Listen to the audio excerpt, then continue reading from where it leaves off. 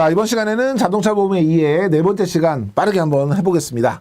자, 자동차에서 보상인데요. 이 보상 부분은 외울 게 굉장히 많아요. 그런데 시험에 잘 나와요. 그래서 여러분들이 꼭 기억해야 되는 제일 중요한 파트 중에 하나입니다. 자, 보상 처리 절차는 참고로 보셔도 좋을 것 같습니다. 사고가 나면요, 일단 사고 접수하고요. 그 다음에 계약사항을 확인하겠죠. 그래서 이 사람이 어떤 보험을 들고 있는지, 어디까지 보상받을 수 있는지 확인하고 사고 처리에 대한 안내를 받을 거예요. 그러면 실제 이제 사고 조사가 나가겠죠. 그리고 만약에 다쳤다. 그럼 이분 병원 가시겠죠. 그럼 병원 가셔서 이분이 뭔가 병원비 때문에 무리가 없도록 치료비에 대한 지불 보증을 병원에 해주는 거죠. 이분 저희 보험회사 계약자분이니까 치료해 주세요. 그러고 나서 이제 와서 보험금을 산정합니다. 보험금을 산정해서 이 정도 나오겠다. 그러면 계약자분한테 가서 이런 담보에 대해서 이만큼 보상할게요. 괜찮으신가요? 합의를 하죠. 만약에 불만이 있으시거나 이러면 서로 간에 합의를 통해서 조정을 하게 되고, 그래서 이제 어느 정도 이제 합의가 이루어지게 되면 보험금이 산정이 되고 결정이 되겠죠. 그러면 이제 지급을 할 거예요. 그러면 이제 보험금 지급 내역이라든지 향후 이제 이 사고로 인해서 갱신할 때 어떤 불이익이나 어떤 변동이 있는지 이런 것들을 알려드리는 이런 순서대로 이용이 됩니다. 이 순서를 물어보는 문제는 아직까지 나온 적이 없기 때문에 참고로 보시고요. 자, 이제 담보별로 보상 내용이 중요합니다. 첫 번째, 대인배상 원. 이건 앞에서 제가 의무분을 했기 때문에 별로 이제 여기서는 강조는 하지 않지만 꼭 외워야 될 거. 사망 1억 5천, 부상 3천, 후유장애 1억 5천. 이건 꼭 기억해야 되겠죠. 사망은 2천에서 1억 5천까지, 부상은 1급에서 14급까지인데 50만 원에서 3천만 원까지, 후유장애는 1급 14급인데 1억 5천에서 1천만 원까지. 이걸 여러분이 한번 기억해 주시고요. 앞에서 말씀드렸던 거고, 대인배상 2, 손해 중에서 대인배상 1의 보상 한도를 넘는 손해를 보상합니다. 그래서 만약에 금액이 나왔다. 그러면 대인배상 1으로 먼저 보상을 하고 그걸 초과하는 차액 부분을 대인배상 2가 보상한다 해주시면 되고요. 지급보험금은 사망보험금, 부상보험금, 후유장애 보험금, 대인배상 1하고 동일하고요. 한도는 가입금액 한도 내에서, 제가 뭐 2억 가입하거나 5억 가입하거나 무한 가입하면 한도 내에서 보상이 됩니다. 자, 대인배상2는 여러 가지 뭐 사망보험금, 부상보험금, 후유장애보험 나눠져 있잖아요. 중요한 건 항목이 뭐냐를 먼저 보셔야 돼요. 대인배상2의 사망보험금은 장례비, 위자료, 상실수익액 이렇게 돼 있어요. 그러니까 이거 이외에 부상에서 주는 그런 항목을 넣어놓고 다음 중 대인배상2의 사망보험금 보상 내용이 아닌 것은 이런 문제 나올 수 있어요. 여러분 잘 챙기시고요. 장례비는 500만 원 정액으로 보상합니다. 시험에 300만 원으로 많이 나오고요. 위자료는 본인 그다음에 유가족에 대한 위자료 포함입니다. 그래서 시험 문제에 본인 위자료는 포함되지 않는다. 이런 문제 많이 나오고요. 나이 기준은 65세입니다. 근데 시험에 60세 기준이라고 많이 나오고요. 금액은 65세 미만은 8천만 원, 65세 이상은 5천만 원입니다. 근데 이거 8천만 원, 4천만 원으로 많이 나와요. 그래서 여러분이 이거 정확하게 숫자 다 암기하셔야 되는 숫자고요. 상실수익액 같은 경우에는 내가 이제 사망을 했기 때문에 그 이후에 벌 수 있는 돈이 없어진 거, 이거를 이제 보상하는 거죠. 그래서 산식은요, 월평균 현실 소득액에서 생활비 빼고요. 그 다음에 사망일부터 보험금 지급일까지, 사망하시고 보험금 지급일까지 벌지 못하신 거, 그리고 취업 가능 월수, 이 뒤에 내가 일할 수 있는 나이까지 벌 수 있는 월수, 이거를 더한 다음에 여기에 호프만 개수라고 하는 그 일수에 해당하는 미리 계산해 놓은 개수를 곱해주는 거예요. 옛날에는 라이프니츠 개수라는 걸 썼거든요. 근데 지금은 호프만 개수라는 걸 써요. 그래서 호프만 개수를 넣어서 그래서 계산되는 금액을 상실수익액으로 합니다. 계산해라 이런 문제는 안 나오지만 어떤 식으로 계산된다.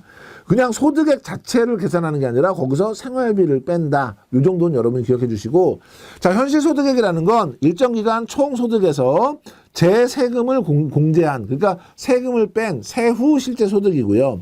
생활비라고 하는 건 현실소득액에다가 생활 비율 3분의 1을 일률적으로 적용합니다. 그래서 우리가 4인 가족도 있고 5인 가족도 있지만 이 가장이 돌아가시면서, 그 사망자가 돌아가시면서 그분 생활비를 빼주는 거니까 3분의 1을 일괄적으로 적용하고요.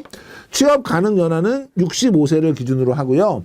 만약에 법도 다른 규정이 있다. 그래서 이분은 몇 살까지가 정년 퇴직이다라고 하는 규정이 있는 경우에는 그 규정을 적용하고, 농업인, 어업인의 경우에는 70세를 적용합니다. 빨갛게 표시한 거 있죠? 생활비 3분의 1을 일괄 적용하고 65세를 가능 연령으로 보고 이런 내용들은 여러분이 꼭 기억해 주셔야 됩니다. 다음에 부상보험금입니다. 부상보험금에는 구조수색비, 치료관계비, 위자료, 휴업손해 이런 게 있어요. 예를 들면 아까 앞에서 사망보험금에서 우리 휴업손해 같은 거를 넣어놓으면 여러분이 이건 사망이 아니라 부상보험금이다. 곤란해야 된다는 뜻이에요. 항목 잘 기억하시고 구조수색비는 부상당하셔서 이분을 구조하는 데 들어가는 비용이 있다. 필요타당한 실비 저희가 인정해서 보상하고요. 치료관계비는 입원, 응급치료, 호송, 진찰에 관련된 비용 저희가 보상하고요. 위자료는 돌아가시지 않았으니까 유가족이 없죠. 그러니까 피해자 본인이고요. 지급 기준은 상해 급수에 따라 1급 200만 원에서 14급 15만 원까지 상해 급수에 따라서 지급하고요. 휴업손해는 이분이 다쳤기 때문에 일을 못해서 발생한 손해죠. 실제 수익 감소액의 85% 실제 치료 기간 범위 내에서 보상합니다. 그래서 하루 수익 감소액에 휴업 일수 곱해주고 85%니까 100분의 85 해주는 거고, 만약에 가사 종사자, 전업주부다 이럴 경우에는 일용 근로자 임금을 수익 감소액으로 산정해서 계산하고요. 유아, 연소자, 학생 이런 이제 무직자, 우리가 근로를 할 수 있는데 무직자가 아니라 유아나 연소자나 학생 같은 경우는 원래 일을 못하는 사람들이잖아요. 이런 경우에는 수익 감소가 없는 것으로 간주합니다. 여기서도 마찬가지로 항목이 중요하고요. 위자료는 피해자 본인이 청구한다는 거 중요하고 85%를 적용한다는 거 여러분이 꼭 기억해 주셔야 되고, 가사노동자는 뭘로? 일용 근로자로 책정해서 지급한다. 시험 문제에는 대인배상의 부상보험금에 가정간호비가 포함된다. 가정간호비 아니고요. 이거는 후유장에 해당되는 것이고, 그 다음에 휴업손해를 85%인데 90%를 적용한다. 틀린 거고요. 휴업손해는 인정하지 않는다. 틀린 거예요. 그 다음 밑에 보면 일일 수익 감소액이 10만 원, 휴업 기간이 10일이다. 그러면 우리 휴업 손해는 얼마가 지급되느냐? 휴업 기간 10일에다가 일일 감소액 10만 원 더하면 얼마예요? 100만 원이죠. 근데 그거에 85% 그러니까 85만 원이 지급이 되겠죠. 이거는 계산을 할 수 있느냐 없느냐보다는 이 계산하는 공식을 알고 있느냐 모르고 있느냐, 85%라는 걸 기억하느냐 그걸 물어보는 거예요. 계산 문제 아니고요. 자, 부상보험금에 간병비, 그 다음에 기타 손해보상금이 또 있는데요. 간병비는 뭐냐면 최대 60일 한도로 간병에 필요한 비용을 실제 입원 기간 동안 사용한 간병비를 지급하는 거예요. 60일인데 이거 90일이라고 시험 문제 많이 나오고요. 책임보험 3회 상해 구분상 1에서 5급에 해당하거나 동일 사고로 부모 중 1인이 사망했거나 1에서 5급 상해를 입은 7세 미만의 자가 있다. 이럴 경우에 자, 책임보험에서 1급에서 5급이면 실제로 혼자 거동이 불편한 상태예요. 그리고 동일 사고로 부모 중에 한 명이 사망했다면 그러면 나머지 한 명에 대한 간병이 필요한 거죠. 그리고 1에서 5급 상해를 입었다 그러면 7세 미만인 경우면 혼자 못 움직여요. 그러니까 이런 경우에 저희가 간병비를 인정해 주겠다는 거고, 기타 손해배상금이라고 하는 건 입원 통원이 있는데 입원 기간 중에 한 끼당 4,030원, 병원 식사를 하시면 병원 식사 대금을 우리가 지급을 하겠지만 병원 식사를 이용하지 않으면 끼당 4,030원을 지급하겠고, 통원, 실제 통원 일수에 대해서 1일당 8,000원 교통비 명목으로 입원 일당을 지급한다. 이런 개념입니다. 여기서는 간병비 60일 한도 요거 잘 챙겨주시면 될 것 같고요. 밑에 우리 또 예시 한번 볼게요. 치료 관계비가 30만 원 나왔고요. 휴업 손해가 150만 원 나왔고요. 기타 손해배상금이 20만 원, 가정간호비가 100만 원, 피해자 책임이 40%다. 이때 부상보험금은 얼마냐? 그러면 가정간호비 일단 빼야 되겠죠. 그러니까 치료관계비 30만 원에 휴업손해 150만 원, 기타 손해 20만 원, 합치면 얼마예요? 200만 원이에요. 200만 원인데 피해자 책임이 40%가 있다잖아요. 그럼 우리는 몇 프로만 받을 수 있어요? 60%만. 200만 원에 60%면 120만 원을 보상받을 수 있다. 그래서 이런 건 가끔 시험 문제 나오고요. 여기에 그 항목이 포함되느냐 안 되느냐 요거하고, 그 다음에 이 만약에 과실이 있을 때 과실상계를 적용하느냐 요거를 살펴보는 거기 때문에 이런 것도 여러분이 한번 눈여겨봐 주시고요. 자, 대입배상2의 후유장애보험금이에요. 후유장애 보험금 첫 번째 위자료가 있고요. 두 번째 상실 수익액이 있는데요. 자, 위자료 같은 경우는 노동 능력을 상실해서 후유장애가 생겼잖아요. 그러니까 거기에 대한 위자료 본인에게 지급을 하는 거예요. 돌아가신 건 아니니까 유가족의 지급은 없고요. 그래서 부상 위자료하고요. 후유장애 위자료 이게 두 개가 중복됐다. 그럴 경우에는 많은 금액을 지급하겠다 이런 얘기고 기준점은 역시 65세죠.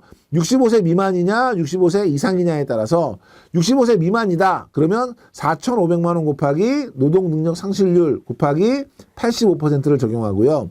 65세 이상이다. 그러면 4천만 원 곱하기 노동능력 상실률 곱하기 85% 이렇게 적용을 하는 거예요. 그래서 65세 미만이면 4,500만 원, 65세 이상이면 4천만 원을 기준으로 하고 노동능력 상실률 장애 비율이 되겠죠. 장애 비율에 85%를 적용해서 계산한다. 기억해 주시고 가정간호비 지급 대상이다. 그럼 이건 더 중한 거잖아요. 이럴 경우에는 금액을 우리 아까 사망에 준해서 사망에 보면 65세 미만 8천만 원, 그 다음에 65세 이상 5천만 원 돼 있었잖아요. 거기에 노동능력 상실률, 거기에 85%를 곱해서 계산한다. 이렇게 봐주시면 되고요.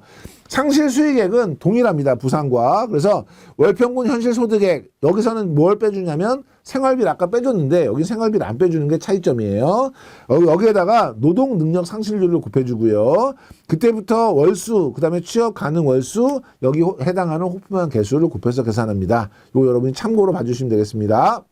자, 그 다음에 가정간호비라는 게 후유장애 보험금에서 독특한 또 하나의 항목이에요. 요거 여러분이 비교해서 가주셔야 되는데 1인 이상의 전문의로부터 노동력 상실률 100%, 그러니까 후유장애 100%인 거죠. 그 판정을 받았다. 그러면 이분이 움직이지를 못하니까 가정간호를 해줘야 돼요. 그래서 일용근로자 임금 기준 또는 이거를 이제 일시금이나 정기금으로 해서 가정간호비 명목으로 지급합니다. 그러니까 후유장애는 이제 뭐가 있는 거예요? 앞쪽에서 우리 봤던 거.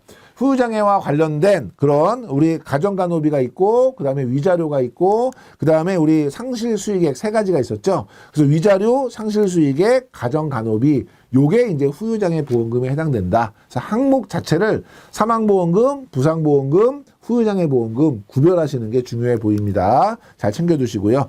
대물배상은요, 다른 사람의 재물에 이제 손해를 입힌 거죠. 그래서 피보험 자동차 사고로 남의 재물을 멸실 또는 파손 또는 오손 해서 법률상의 손해배상 책임이 있다. 그러면 그거를 대신 보상해 주는 거예요. 단, 피보험 자동차에 의해서 운송 중인 물건의 파손, 그 다음에 자기 재물 사고, 이거는 보상에서 제외한다. 그래서 본인이 운송하던 물건 하고요.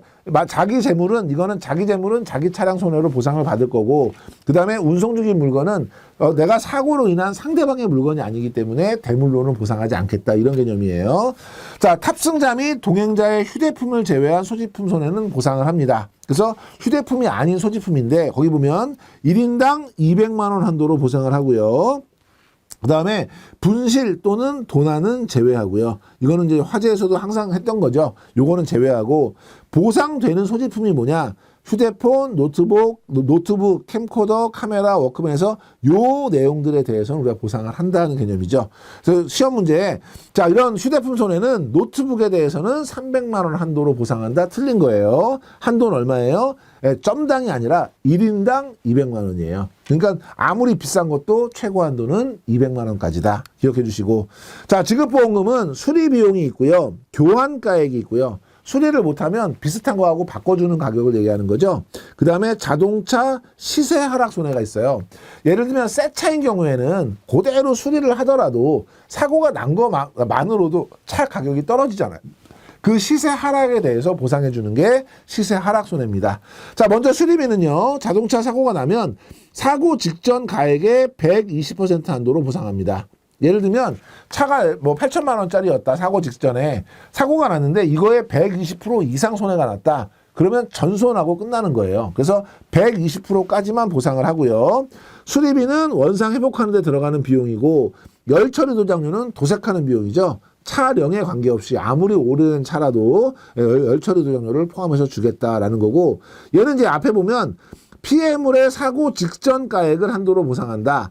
사고 직전 가액이 아니라 120%를 한도로 보상합니다. 요거 잘 챙겨주시고, 교환가액은 뭐냐면 사고가 나서 수리하는 것보다 바꿔주는 게 좋겠다. 그러면 사고 직전 가액에 동종의 대용품을 취득하는 비용. 그러니까 새 차를 사는 게 아니라 그거하고 동일한 중고차를 사는 가격을 의미하는 거죠. 그래서 동종의 대용품을 취득하는 데 들어가는 비용입니다. 그래서 수리 비용이 가액을 초과하는 경우, 그러니까 내가 고치는 것보다 이 차량 가액보다 고치는 게 더 많이 나왔다. 이럴 경우에는 폐차를 하거나 또는 원상복구가 불가능하다고 판단되거나 이럴 경우에 차라리 교환해 주겠습니다. 해서 폐차하고 교환으로 해주는 가격을 지급한다. 이런 개념이고, 자동차 시세 하락 손해는 새 차에 대해서 중요한 거여서 5년 이하냐, 그 다음에 출고 후 1년 이하냐, 1년에서 2년이냐, 2년에서 5년이냐 이렇게 다른 건데요.